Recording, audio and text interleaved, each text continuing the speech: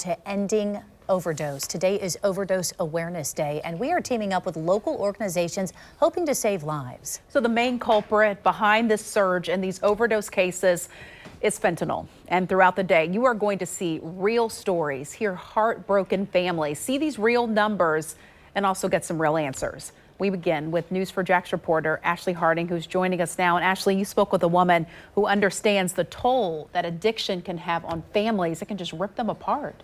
It certainly can, and she really understands that. The woman I spoke with works in medicine herself, and she says her stepdaughter had a long history of substance abuse, but her addiction to pills is what ended her life and tore her family apart. She hopes sharing her story will make a difference.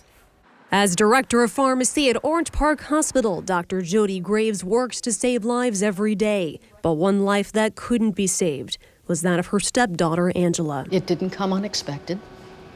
It was a death pill. 1 in 10 pills out there are what they call a death pill. This picture showing Dr. Graves on the right, Angela in the middle, and a second stepdaughter on the left are of happier times. But behind the scenes, a years-long battle with addiction was spiraling out of control. As Dr. Graves explains, it all came to a head when she herself was in the hospital after an accident. I can't get up out of the bed, and I receive a phone call from this one individual, this one daughter. I got a headache. Would you bring me some of your pain pills? And that was the point that I truly knew it was beyond really redemption. The numbers show Dr. Graves' family is not alone. According to the CDC, 538 drug overdose deaths were counted in Duval County in 2021, compared to 521 counted in 2020. Last month alone, JFRD received 391 overdose dispatches. It continues to get worse. I sat down with Jacksonville City Councilman Ron Salem and Chief Keith Powers. Both men sit on a task force which aims to fight this issue. In fact, Chief Powers says the area of town where they're seeing the most calls is Riverside, followed by Springfield, the 103rd Street corridor around I-295, and the Regency area. We have multiple cases where we've gone 3 times in one 24-hour period to the same person that had overdosed. And one of the most heartbreaking things we see out there as first responders is when you have to turn around and tell a mother, a father, a grandmother, a grandfather that their loved one just passed away. That's why Councilman Salem shows us nasal Narcan, which can be bought at pharmacies. With 4 to 6 minutes to act, this can save a life. If someone's not overdosing, this will not harm them. Will not harm them. If there's any doubt whether someone has overdosed or not, use this product because you will not harm the patient. Above all, the men stress this kind of addiction does not discriminate. I'm a big proponent of do not buy anything on the street. You never know what you're getting. Can be laced with fentanyl, and all it takes is one time. As her family still grieves, Dr. Graves also thinks back on good memories. She would light up her father's life as a child. And I think more than anything, because I love my husband, his grief causes me to grieve. And he often asks, could I have done anything different? And I'm telling him, no. You did more, and matter of fact, some of the decisions you made, you shouldn't have made. And Dr. Gray's message to other families going through this with a loved one, don't be afraid to set boundaries, even if it feels wrong in that exact moment. More than anything, she says it is important to remember it's not your fault, and don't be afraid to seek help.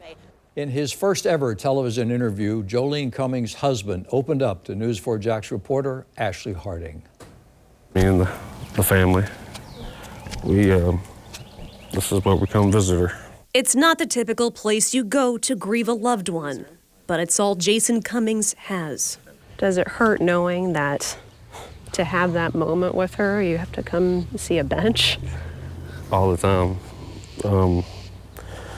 Especially for the kids, you know, they don't have a gravesite to go visit.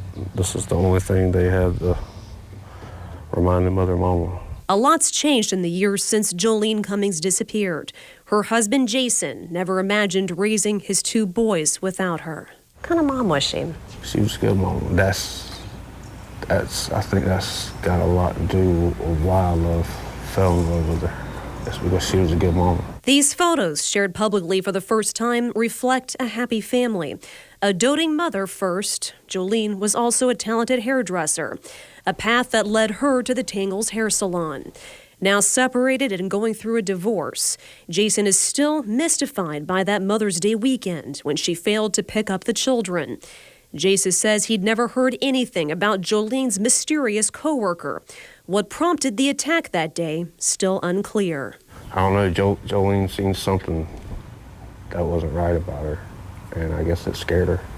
Jason says his boys, now 6 and 8, still don't know all the details of what happened to their mom. As they get older, he knows that day is coming. I hope they understand what I did, you know, keeping it from them while they were young.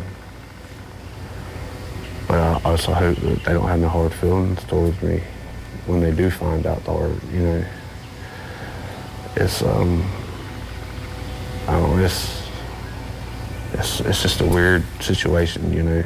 If given the chance to say one thing to the person responsible, if you could look her in the eye like you're looking me right now, what would you say to her?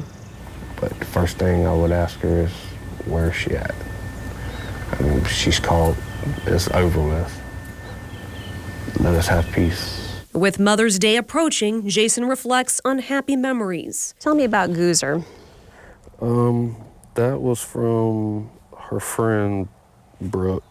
I think her friend Brooke used to call her that. And the mother, he says, had a heart of gold. A lot of things I wish I could take back, but I mean, she opened my eyes in a lot of ways. Yeah. How so? Well, she taught me how to be a better dad. Do you talk to your kids about their mom? I still think they ask questions about her. They know that she's in heaven, being looked after. They think that's her guardian angel. What would you say to her if you could say one more thing to Jolene? What would it be? I don't think y'all have enough film in that camera to. We miss her and love her every day.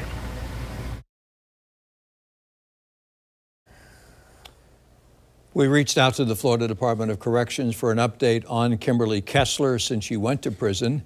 In contrast to her behavior while she was in the Nassau County Jail, we are told so far she's had no disciplinary reports.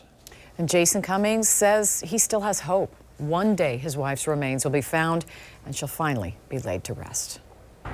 Lynn Kelly tells me in 1954, the Blue Angels actually wanted to add a first lieutenant Marine with 1,000 hours of jet time. But at the time, she tells me her grandfather was a captain. Either way, things worked out and he signed on with the Blue Angels. She couldn't be more proud of her grandpa, who she calls her hero. Every year, millions of people take in the spectacle. The air shows, a thrilling American pastime. But when Lynn Kelly sees the Blue Angels, she sees her beloved grandfather. I look up in the sky and I see the number 5 plane, which is what he flew, and I just think, wow, my grandfather did this. This is Captain Chuck Hyatt. 1954 was the start of a thrilling adventure for the young pilot. Kelly says Captain Hyatt seen third from the right and the crew made great memories. They even came up with a new flight maneuver called the solo loop to landing. He told so many stories. He would laugh, and just the camaraderie that he said they had was just like brothers right away. They welcomed him, even though he was a different rank, not the rank they wanted. Kelly tells me Captain Hyatt eventually went on with his career, served multiple tours, and retired as a lieutenant colonel. Kelly says of everything her amazing grandpa did, his Blue Angels story is her favorite. It's really cool to have that kind of history in my family because so many people love the Blue Angels. And I just love the fact that I can say that not only did my grandfather fly, but he was the first Marine to do it. For his service and history-making stint with the Angels, Kelly says Hyatt was awarded the Gray Award. Sadly, he wasn't able to see it. He died this past March at 93, joining his wife of nearly 70 years. With the city set to observe its bicentennial, Kelly honors the Blue Angels and remembers her forever hero. It just brings me a tear to my eye because, you know, I would have loved for him to have been able to tell the story. I love him, and we miss him a lot. We miss him a lot, but he had a good life, and yeah, forever he'll be with us. And another great story before we go. I want to go ahead and show our viewers this picture right here. Lynn Kelly told me that her grandpa actually thought of himself as the father of Fat Albert. That's the aircraft you see here. It is the large transport plane that was involved in the air shows. She says in the 1970s, her grandfather was at the Marine Corps headquarters and saw the request coming from the Blue Angels that saying they wanted a C-130. Well, he managed to locate the only C-130 that was not planned to be a tanker. She said he approved that request, and there you go, Fat Albert was born. Now again, an amazing life well spent. Reporting live this morning, Ashley Harding, Channel 4, the local station. So a local young man is making a positively Jack's difference. It is a touching story, partnering with businesses and the YMCA to bring comfort to children impacted by the war in Ukraine. News for Jax reporter Ashley Harding shares his special mission and his message. By most accounts, Sage Goodall is a typical 11-year-old. He has a ton of energy and a big personality. Mommy, I'm stuck. But none of that compares to the size of his heart. A heart measured in stuffed animals. It started simple enough. Just one day, I was just in my living room, just minding my own business, watching TV. CNN came on and it was saying about all these kids from Ukraine because of all their houses being blown up. That's when Sage and his mom Rhonda decided to launch Hugs for the Children of Ukraine. Each donated stuffed toy will go to a child impacted by the war. They need to feel what the normal kids of the world feel when they can hug on to something when they're scared or sad. They stored their first collections in the family living room. They have people. But then the YMCA of Northeast Florida got on board.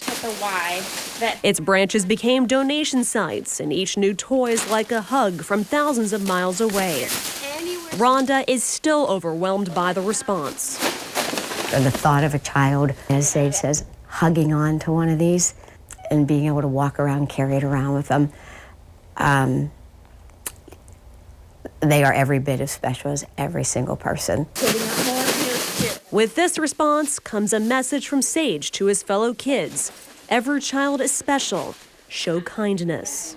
Everyone's the same. They're just human beings that God created them, and they need to realize that don't think about yourself, think about others and before you. Making it positively Jack's difference, one hug at a time.